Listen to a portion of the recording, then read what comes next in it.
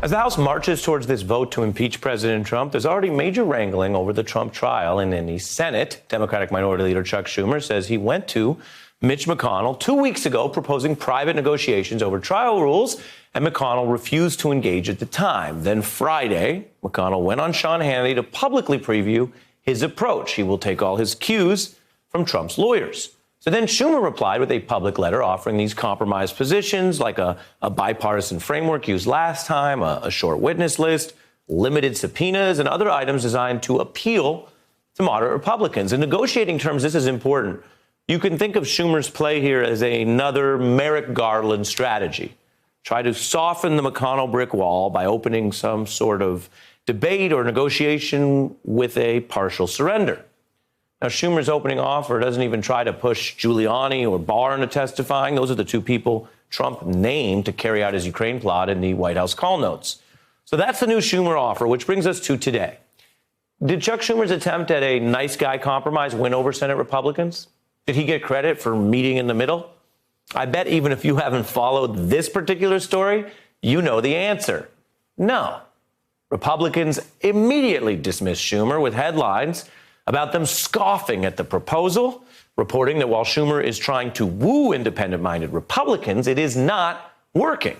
Cue self-proclaimed moderate Susan Collins telling Politico she's now concerned Schumer didn't first sit down with McConnell and discuss his proposals, but instead did this letter that he released to the press. So after McConnell goes to the press first, that's publicly known, Republicans say that very move is their complaint about Schumer, a talking point that seems coordinated because McConnell hit on it today. He chose to begin by writing me an 11-paragraph letter on Sunday evening, deliver it by way of the news media, and begin a cable television campaign a few hours later. The fact that my colleague is already desperate to sign up the Senate for new fact-finding, it suggests that even Democrats who do not like this president are beginning to realize how dramatically insufficient the House's rushed process has been. New fact-finding almost makes it sound like a bad thing. Well, Senator Schumer rebutted that today, arguing a fair trial should, of course, gather facts and evidence. To every senator in this room, Democrat and Republican, senators who oppose this plan will have to explain why less evidence is better than more evidence. Now, Schumer may have faltered by opening with this negotiation against himself, and he clearly failed to win over Republicans today, but he does have a point on the substance. A Senate trial gathers extra evidence precisely because of the higher burden of proof at a trial. That's higher than the House's sort of impeachment indictment phase.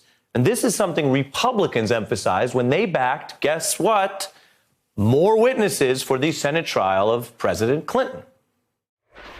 You never call any witnesses in the House. Why are you insisting on witnesses in the Senate? Well, that's an important distinction. The threshold in the House was whether or not there was enough evidence to submit it to the Senate for a trial. We were acting like a grand jury. We didn't feel it was necessary to parade witnesses in. Now, having impeached the president, it's over in the Senate where the trial, this is a trial, not a grand jury proceeding, not a probable cause hearing. And we have a tremendous burden. Tremendous burden. That's true about the Senate, regardless of the posturing. A fair trial should gather the evidence no matter where it leads. Now, unlike criminal trials, a Senate trial can make up most of the rules as it proceeds and change most of them any time with a majority vote.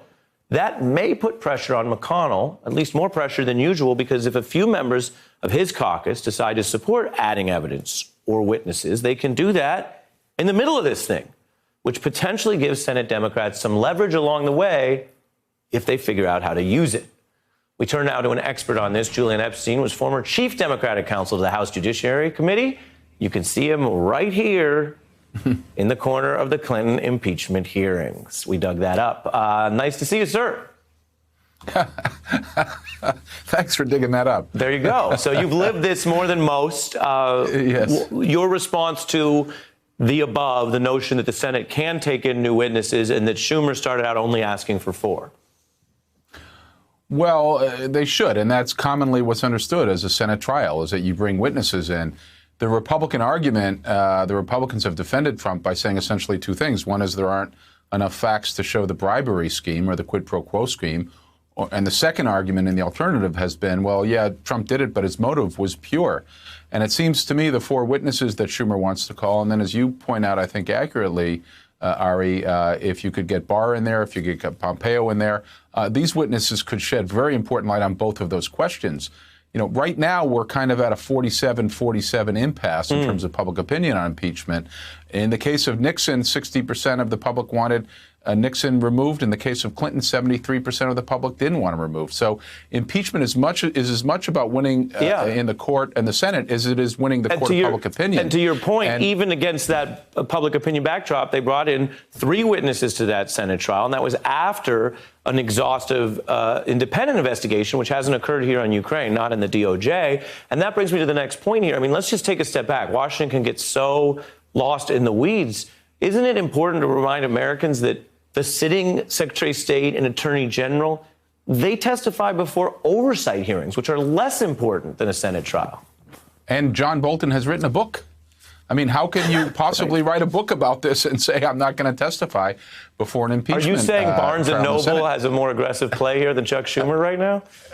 Well, it's kind of extraordinary, and I think this is sort of the 11th hour for Democrats. If you leave this at the 47-47 impasse, and the Senate Republicans are successful, they're basically throwing in their lot with the anti-institutionalists here. We're going to boycott the process. We're going to boycott subpoenas. We're going to boycott facts. We're going to treat this process as if it isn't serious, as if it is not serious. This is the anti-institutionalism of Trump that the Republicans are now throwing their lot in with. And if you kind of allow that to succeed and you keep this at a 47-47 result, that's a very unsatisfying result for the Democrats, and in some ways the Republicans will have won if that's the case.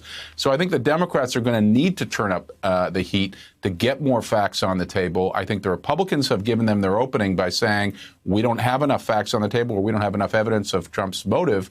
And as you point out, in 1998 and 1999, we had a year of Starr's investigation. Every single witness had been either deposed or before the grand jury. There were 3 depositions before the Senate. So every single witness, every single relevant witness in the case of Clinton, which was an extramarital affair, every single witness had been heard from. Here, we're talking about something much more serious from a constitutional point of view, and the people who had firsthand knowledge in terms of their direct communication with the president have not been heard from. And it just seems, a wholly unsatisfying result. The other big difference area that I point out, in 1974, 71% of the public reported to Gallup that they were paying attention to the Watergate hearings. In 1998, we probably had about 30 million that were tuning in. Today, I would be surprised if there's 10% of the American public that are actually tuning into live television on this. One of the problems that Democrats are facing, in addition to their having played this cautious, they play this cautious because they're worried about, running into the presidential primary schedule in January. They're worried about moderates. One of the problems is the death of the public square, and that we're all cocooned in our cable news bubbles. We're all cocooned in our social media bubbles.